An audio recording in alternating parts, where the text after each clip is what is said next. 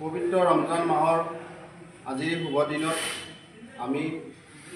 বীৰ লাচিত থানা অসম নলবাৰী জিলা সমিতিৰ অন্তৰ্গত পশ্চিম নলবাৰী আঞ্চলিক সমিতিৰ উদ্যোগত এই চামতা অঞ্চলৰ যি পশ্চিম নলবাৰী অঞ্চলৰ কেন্দ্ৰীয় মছজিদ সেই মছজিদত আমি উপস্থিত হৈছোঁ আৰু আজিৰ এই দিনটোত আমি যি অংশগ্ৰহণ কৰিছোঁ সেই অংশগ্ৰহণ উপস্থিত থকা সন্মানীয়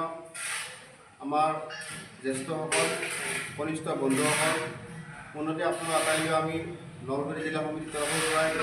আন্তৰিক অভিনন্দন আৰু শুভেচ্ছা জ্ঞাপন কৰিছোঁ। পৰম পিতা পৰমেশ্বৰ শক্তিমানৰ ওচৰত আমি প্ৰাৰ্থনা জনাইছোঁ যে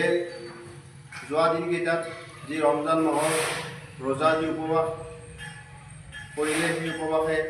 আৰু বাকী যি দিনকেইটা আহি আছে সেই দিনকেইটা ভালে ভালে উপবাসটো পাৰ হওক আৰু এই ৰমজান মাহৰ যি পবিত্ৰ ঈদ সেই উৎসৱত আমি সকলোৱে অংশগ্ৰহণ কৰোঁ। সেই অংশগ্ৰহণৰ সময়ত আমি এটাই আমাৰ প্ৰতিজ্ঞাবদ্ধ হ'ব লাগে, যি প্ৰতিজ্ঞাবদ্ধ এটা বাৰ্তা প্ৰেৰণ কৰোঁ আৰু সেই বাৰ্তাটোৱে হ'ল যে আজিৰ এই সময়ছোৱাত আমাৰ মাজত যি এচাম ব্যক্তিয়ে এচাম ৰাজনৈতিক ব্যক্তিয়ে নিজৰ ব্যক্তিগত মুনাফা স্বাৰ্থৰ নিজৰ দলীয় স্বাৰ্থৰ কাৰণে আমাৰ যি ভাই সেই ভাই বন্ধুৰ সম্পৰ্কীয় তেখেতসকলে বিপথে পৰিচালিত কৰিব খুজিছে। গতিকে আমি তেখেতসকলক এই চেগতে আমি সকীয়াই দিব বিচাৰিছোঁ যে আমাৰ যি অসমীয়া সমাজৰ যি অসমীয়া পৰম্পৰা যি সংস্কাৰ যি সম্পৰ্ক সেই সম্পৰ্কক আপোনালোকে নজৰ নিদিব। কাৰণ আমি আপোনালোকক এটা কথা বাৰ্তা বিচাৰিছোঁ যে আমাৰ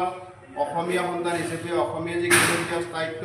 সেই স্থায়িত্ব হিচাপে ইতিহাসৰ পৰা আজিলৈকে অসমত থাকি আছে, থাকিব আৰু থাকিবই। গতিকে এই বিষয়টো আমি এইটোৱে এটা বাৰ্তা দিব বিচাৰিছোঁ যে আহি থকা দিনত বীৰ লাচিত থানাই ষষ্ঠম জাগ্ৰত প্ৰহৰী হিচাপে থাকিব আৰু বিশেষভাৱে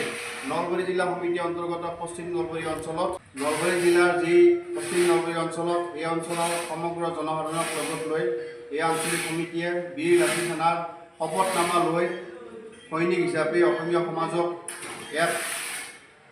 ভাল পদক্ষেপ কৰি বলিষ্ঠভাৱে আগবাঢ়ি ল'বলৈ আমি এটা শপত আমি গ্ৰহণ কৰিছোঁ আৰু আজিৰ সময়ছোৱাত আমি সেই বাৰ্তাটোৱে পুনৰবাৰ প্ৰেৰণ কৰিলোঁ, যিটো বাৰ্তাই আমাৰ গৌৰৱ আমি অসমীয়া হিচাপে